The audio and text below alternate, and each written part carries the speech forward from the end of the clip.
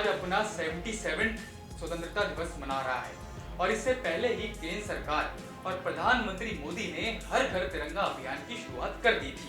यहाँ तक कि प्रधानमंत्री मोदी ने मन की बात कार्यक्रम में भी लोगों को तिरंगे के साथ अपनी सेल्फी हर घर तिरंगा.com पर अपलोड करने की भी अपील की थी। लेकिन क्या आप लोगों को यह पता है कि तिरंगा तो आप अपने घरों में लगा सकते हैं, लेकिन अपनी गाड़ियों पर नहीं। अगर ऐसा करते हैं तो आपको सजा भी मिल सकती है। तो आइए आपको बताते हैं आखिर क्या कहते हैं नियम तिरंगों को लेकर।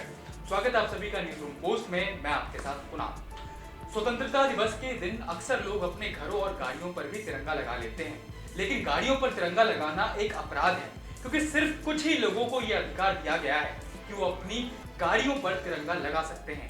वहीं आम लोगों द्वारा ऐसा करने पर उन्हें सजा भी मिल सकती है। आपको बता दें कि भारतीय ध्वज संहिता 2002 के मुताबिक देश में केवल कुछ लोगों को अपने मोटर वाहन पर तिरंगा फहराने का कानूनी अधिकार है। नेशनल फ्लैग कोड के मुताबिक तिरंगे को कहीं भी लगाते वक्त उसकी केसरिया पट्टी सबसे ऊपर होनी चाहिए। इसके अलावा फटा या गंदा मैला ध्वज प्रदर्शित नहीं किया जाना चाहिए।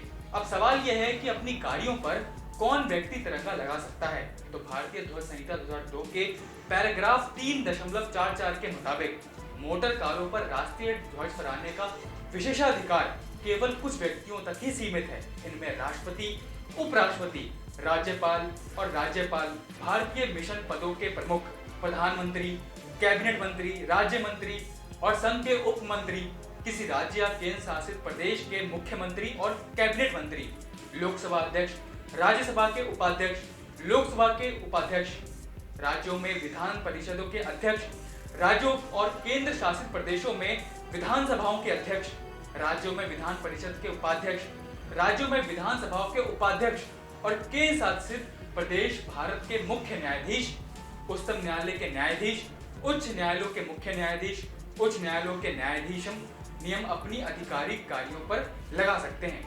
अब इस नियम का उल्लंघन करने वालों पर क्या कार्रवाई हो सकती है, वो भी आपको बता देते हैं। दरअसल नागरिकों को घर पर तिरंगा फहराने या हाथ में झंडा लेकर चलने पर कोई पाबंदी या दिक्कत नहीं है, लेकिन प्राइवेट गाड़ियों पर झंडा लगाना कानूनी अपराध है।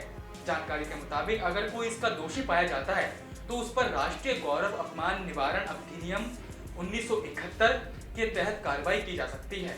इसके मुताबिक भारत के राष्ट्रीय प्रतीकों जैसे राष्ट्रीय ध्वज, संविधान और राष्ट्रीय गान के अपमान करने पर व्यक्ति को 3 साल की सजा या जेल, जुर्माना या फिर दोनों सजाएं एक साथ भी हो सकती है।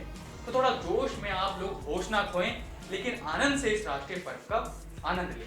तो इस वीडियो में फिलहाल इतना ही, और जानकारियों के लिए देखते रहिए न्यूज़ रूम पोस्ट।